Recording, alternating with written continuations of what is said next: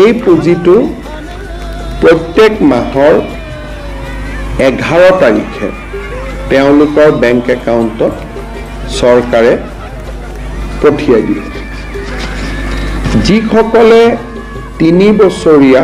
এতিয়া 4 বছৰীয়াও হৈছে যিসকলে 3 বছৰীয়া বা 4 বছৰীয়া ডিগ্ৰী পাঠ্যক্ৰম আগতে গ্ৰেজুৱেশ্যনটো 3 ইয়াৰ গ্ৰেজুৱেশ্যন আছিল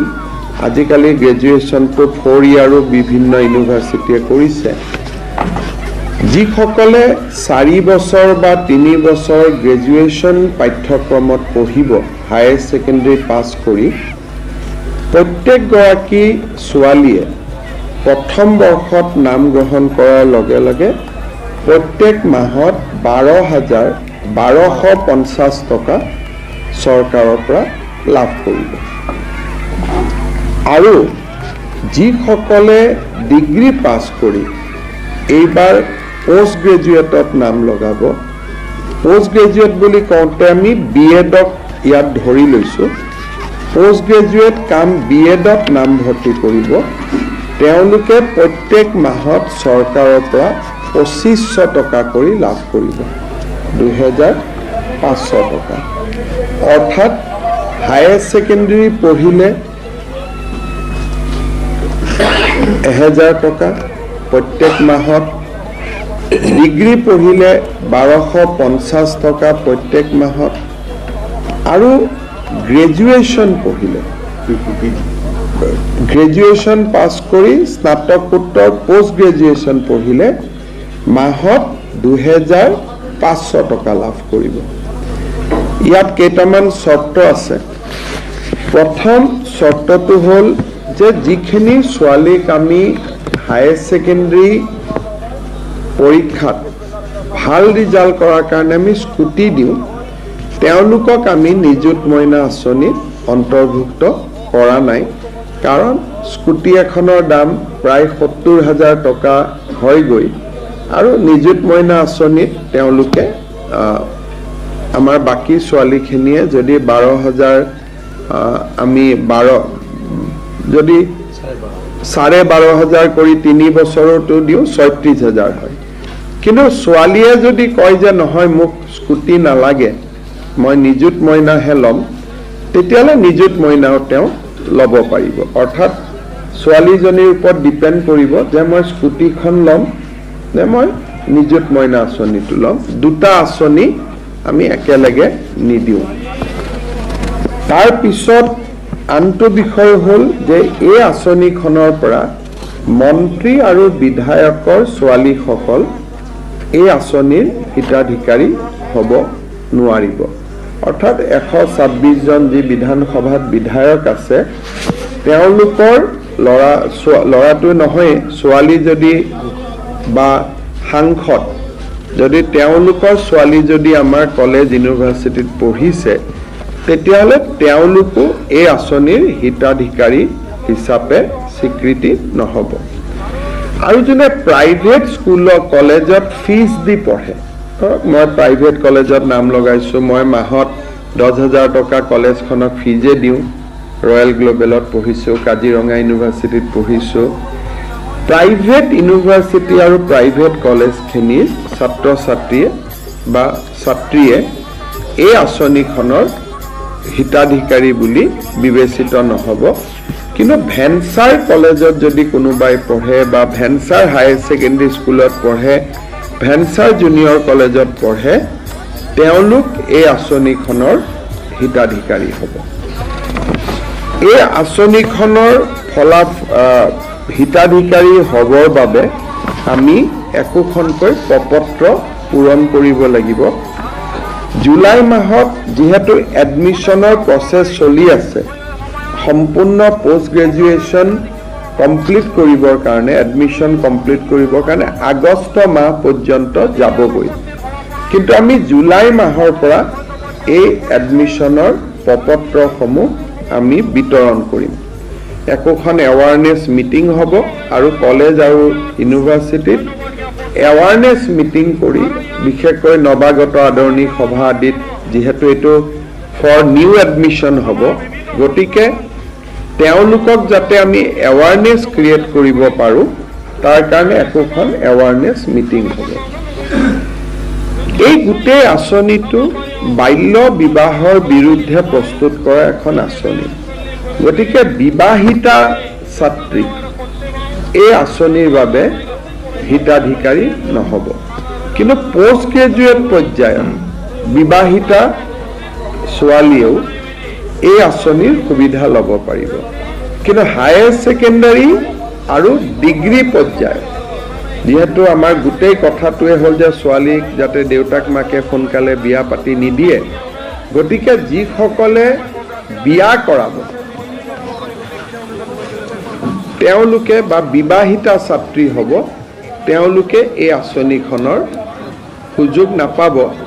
আৰু যদি আপ টু ডিগ্ৰী পঢ়ি থাকোঁতে মাজতেও বিয়া হৈ যায়, তেতিয়াহ'লে ৰিনিউৱেলত তেওঁলোকে এই আঁচনিৰ সুবিধাৰ পৰা বঞ্চিত হ'ব। যেতিয়া প্ৰত্যেক বছৰে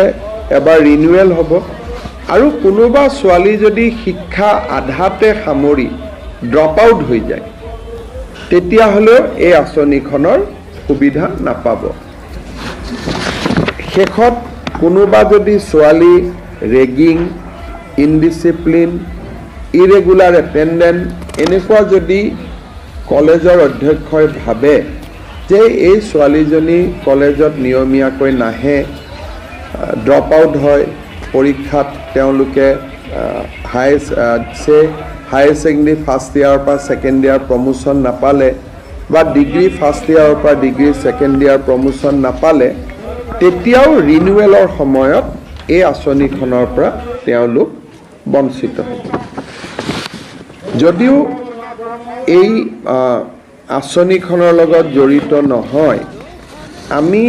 ইলেকশ্যনৰ আগত বা বিশেষকৈ যোৱাবাৰ স্কুটি দিওঁতে আমি এটা কথা ঘোষণা কৰিছিলোঁ যে অহাবাৰৰ পৰা 75% পোৱা ছোৱালীহে স্কুটি পাব। কিন্তু এডুকেশ্যন ডিপাৰ্টমেণ্টে অধিসূচনাখন নোলোৱাৰ কাৰণে এইবাৰ আমি 60% পোৱা ছোৱালীকো আমি স্কুটি দিম। অহাবাৰৰ পৰা নিদিওঁ, তেতিয়ালৈকে আমি এডভাৰটাইজ আদি বা অধিসূচনা আমি প্ৰকাশ কৰিম। কিন্তু MCC model code of conduct থকাৰ কাৰণে এডুকেশ্যন ডিপাৰ্টমেণ্টে অধিসূচনাখন দিব নোৱাৰিলে। সেইকাৰণে বহুতে হয়তো ক'ব পাৰে যে আমাৰ লগততো গভৰ্ণমেণ্ট অৰ্ডাৰ নাই, গতিকে মন বেয়া হ'ব পাৰে। সেইকাৰণে এইবাৰ আমি আপ টু 75% নকৰি 60% ছোৱালীকো আমি স্কুটি দিম। প্ৰায় 50,000 ছোৱালীয়ে এইবাৰ স্কুটি পাব। গতিকে নিযুত মইনা আঁচনিখনৰ প্ৰথম ধনটো আমি 11 অক্টোবৰত বেংক একাউণ্টত ট্ৰান্সফাৰ কৰিম। ইয়াৰ মাজত প্ৰপত্ৰ আদি পূৰণ হ'ব। এইবাৰ যিসকল ছোৱালীয়ে প্ৰপত্ৰ পূৰণ কৰি নিযুত মইনা আঁচনি পাব, দ্বিতীয় বৰ্ষত আৰু তেওঁলোকে প্ৰপত্ৰ পূৰণ কৰিব নালাগে। তেওঁলোকৰ খালি কোনখিনি কোনোবা বিয়া হৈ গ'ল নেকি, কলেজত অহা নাই নেকি, সেইখিনি আমি কলেজৰ প্ৰিন্সিপালৰ পৰাই ৰিপৰ্ট লৈ ল'ম আৰু তাৰ ভিত্তিত আমি কাম কৰিম। তেওঁলোকে এবাৰ ফৰ্ম ফিল আপ কৰাৰ পিছত দ্বিতীয়বাৰ ফৰ্ম ফিল আপ কৰিব নালাগে। এই ফৰ্মখনত দেউতাক মাকৰো এটা চহী লাগিব। গতিকে কোনোবা দেউতাক মাকে যদি ভাবে যে মোৰ আৰ্থিক অৱস্থা ভাল আৰু ছোৱালীজনীক এই আঁচনিটো লৈ পেলাই মই চৰকাৰখনক আৰ্থিক বোজা দিব খোজা নাই, কোনোবা ছোৱালী যদি নিজে আঁতৰি আহিব খোজে বা দেউতাক মাকে যদি আঁতৰাই দিব খোজে, তেতিয়া তেওঁলোকে স্ব ইচ্ছাই পাৰিব। আদাৰৱাইজ ইয়াত কোনো ইনকাম স্লেব নাই, BPL APL বুলি কথা নাই। কলেজ বা মহাবিদ্যালয় বা বিশ্ববিদ্যালয়ত যোনেই পঢ়ে তেওঁলোকেই এই আঁচনিখনৰ সুফল পাব। এই আঁচনিখনৰ প্ৰপত্ৰ মই আগতে কোৱাৰ দৰে জুলাইৰ 1 তাৰিখৰ পৰা আমি কলেজবিলাকত বিতৰণ আৰম্ভ কৰিম। বিশ্ববিদ্যালয়ত বিতৰণ ছেপ্টেম্বৰত হ'ব, কাৰণ তেওঁলোকৰ এডমিশ্যন আগষ্টলৈকে চলি থাকিব। আৰু প্ৰথম ইনষ্টলমেণ্টটো আমি 11 অক্টোবৰত দিম আৰু তাৰ পৰা তেওঁলোকে নিয়মীয়াকৈ পাই থাকিব। জুন আৰু জুলাই মাহত তেওঁলোকে এই আঁচনিটো নাপাব, কাৰণ জুন আৰু জুলাইত মেক্সিমাম এডুকেশ্যনেল ইনষ্টিটিউট বন্ধ থাকে। আৰু আমি আঁচনিখন 10 মাহৰ বাবে আমি দিম এটা বছৰত সেইকাৰণে প্ৰত্যেক বছৰত জুন আৰু জুলাই মাহত এইটো ডিবিটি নহয় আন মাহকেইটাত এই আঁচনিটোৰ ডিবিটি হৈ থাকিব এই আঁচনিখনৰ কাৰণে এই বছৰ চৰকাৰে 300 কোটি টকা খৰচ কৰিব আৰু যেতিয়া 4 বছৰ ডিগ্ৰী কোৰ্ছলৈকে কাৰণ এই বছৰ প্ৰথম বৰ্ষৰ ষ্টুডেণ্টখিনিয়ে পাব লাহে লাহে দ্বিতীয় তৃতীয় চতুৰ্থ ইয়াৰলৈকে পাব টোটেল 10 লাখ ছোৱালীকে আঁচনিখন আমি সুবিধা দিম তাৰমানে এই আঁচনিখন আমি হিচাপ কৰি চাইছো 5 বছৰ এই আঁচনিখন চলিব আৰু শেষৰ বছৰলৈকে যেতিয়া আমি হিচাপ কৰিম শেষ বছৰটোত এই আঁচনিৰ পৰিমাণ বা আউটগো 1500 কোটি টকা হ'ব এই বছৰ 300 কোটি হ'ব অহা বছৰ 600 কোটি হ'ব তাৰ পিছৰ বছৰ অকল ডিগ্ৰীত থাৰ্ড ইয়াৰ থাকে হায়াৰ সেকেন্ডাৰীত নাথাকে পোষ্ট গ্ৰেজুৱেটত থাৰ্ড ইয়াৰ নাথাকে গতিকে থাৰ্ড ইয়াৰত 300 নাবাঢ়ে 300 600 প্ৰথম 2 বছৰত বাঢ়িব থাৰ্ড ইয়াৰত 150-200 কোটি টকাকৈ বাঢ়িব কিন্তু এই আঁচনিখনে জি ইয়াৰ গ্ৰছ এডমিশন ৰেচিঅ'টো এনৰোলমেণ্ট ৰেচিঅ'টো বহুত বঢ়াই দিব বিশেষকৈ কলেজত অহা যোৱাৰ পইচাৰ অসুবিধা হোৱাৰ কাৰণে বহুত দুখীয়া মানুহে নিজৰ ল'ৰা ছোৱালীক কলেজত বিশেষকৈ ছোৱালীক কলেজত নপঠায় গতিকে আজি এই আঁচনিখনে এই বছৰটোত আমি এটা ইন্টাৰনেল যেটো হিচাপ কৰিছিলো এই বছৰটোত প্ৰায় 2 লাখ ল'ৰা ছোৱালীক সামৰি ল'ব কিন্তু গোইং এহেড যেনেকে অলপ আগতে ৰনোজ পেগু ডাঙৰীয়াই কেবিনেটত এটা ডেটা দিছিলে যে স্কুটি ফাৰ্ষ্ট ডিভিজন কৰা ছোৱালীয়ে পাই কাৰণে এইবাৰ 40,000 ছোৱালীয়ে হায়াৰ সেকেন্ডাৰীত ফাৰ্ষ্ট ডিভিজন পাইছে কিন্তু লৰাই ফাৰ্ষ্ট ডিভিজন পাইছে 11-12,000 তাৰমানে ছোৱালীৰ ফাৰ্ষ্ট ডিভিজনৰ সংখ্যাটো স্কুটিখনৰ কাৰণে বহুত বাঢ়ি গৈ আছে